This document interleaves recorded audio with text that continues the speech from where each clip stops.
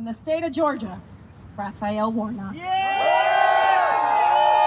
Thank you, sir!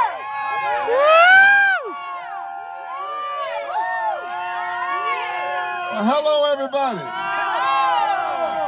Thank you all so very much for being out here.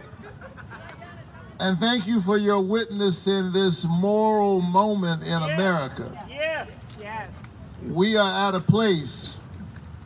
We are standing at a crossroads. Yes, we are. We are.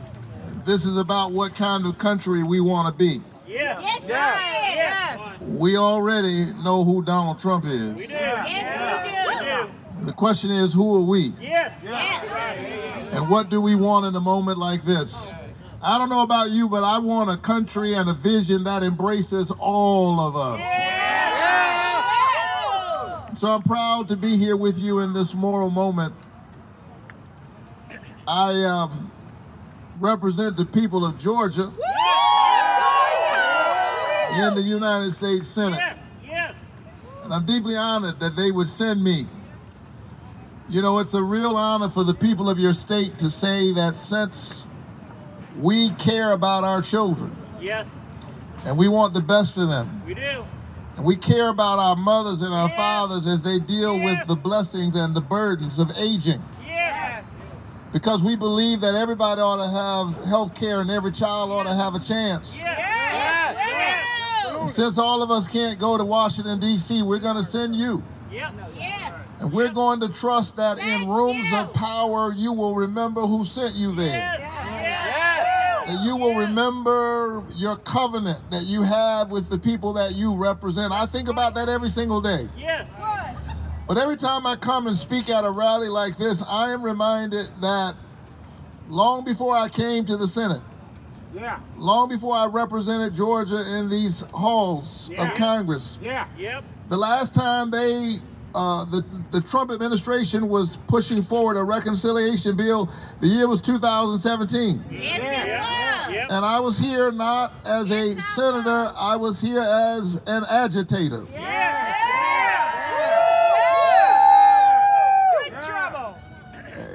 In 2017, they were focused on cutting health care. They wanted to kick people off of their health care. Yep.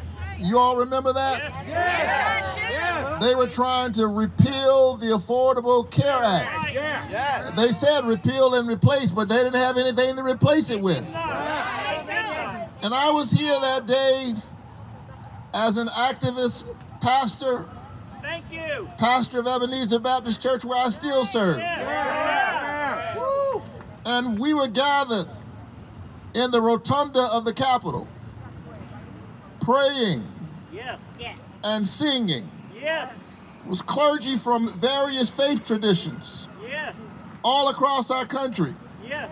And the Capitol Police came and they said, pastors, if you don't disperse, because you can't sing and pray in this rotunda over here, we're going to have to arrest you. What they didn't understand is that I had already been arrested. That's right.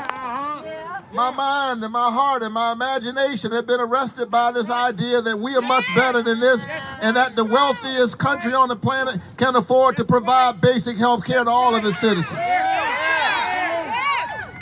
And so they arrested me that day, and I thought it was a small price to pay. Yeah.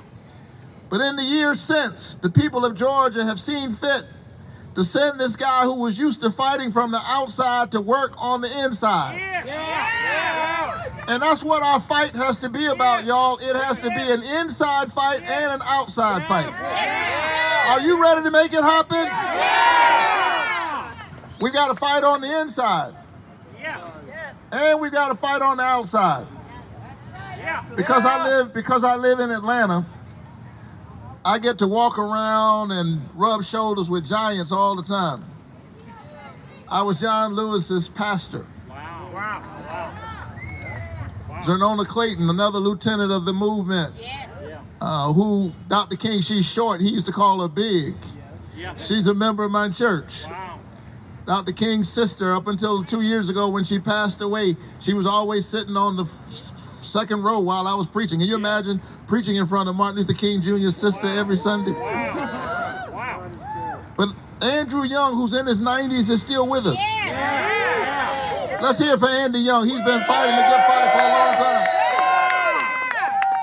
But I want you to hear me today. Andy Young tells me this great story. He says that after they passed the Civil Rights Law of 1964, Dr. King went to see the president. Yes, he did. And he didn't go to the president just to say thank you for passing the Civil Rights Bill. No. He went to the president and said, "Now what we really need right now is a voting rights bill." Yeah. That's right. He said, "My people are not able to vote in the South." They're not. And so LBJ said, "Martin, I understand what you're saying, I can't do that. but I can't do that right now. Yeah. I had to expend so much political capital just to get that civil rights bill over the finish line." Yeah. He said, "I don't have the power to do that right now." Make it happen. Make it happen. And so they left the White House, and the staff was feeling all demoralized and dejected. Andy Young among them. They said, "Doc, what are we going to do? The president says he doesn't have the power."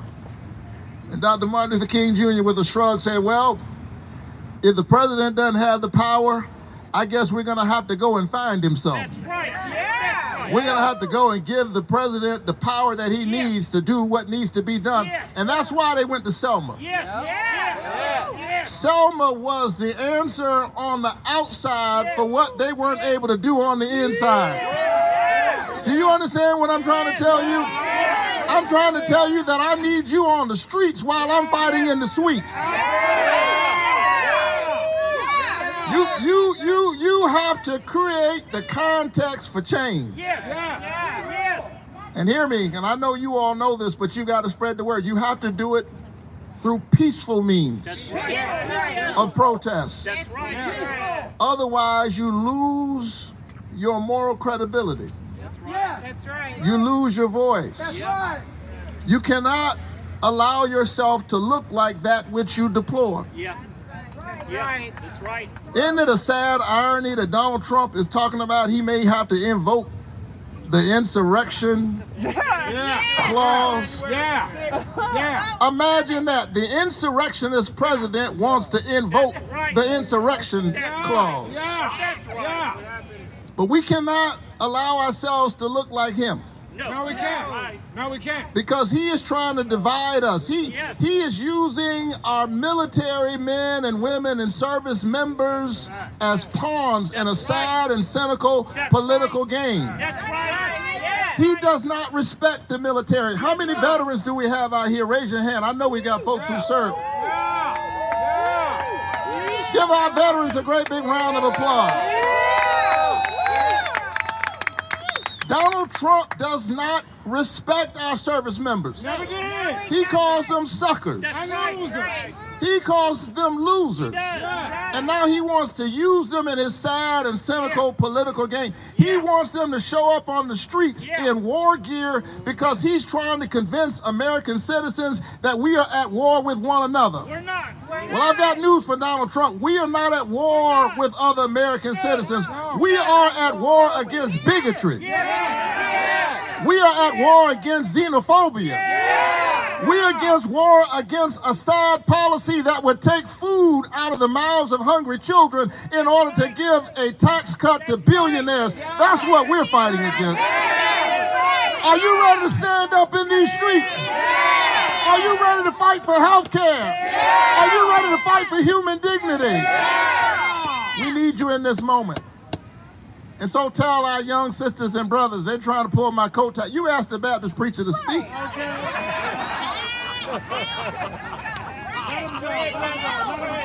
I'm serious. Tell our young activists that Donald Trump wants nothing more than to be able to call martial law. He wants the story to be about police cars burning. Don't burn any police cars. We need law enforcement. Every now and then we got to challenge them, but we need law enforcement. Don't. We must not become like him. Do you understand what I'm saying? Because he wants to change the subject. And I don't blame him. Yeah.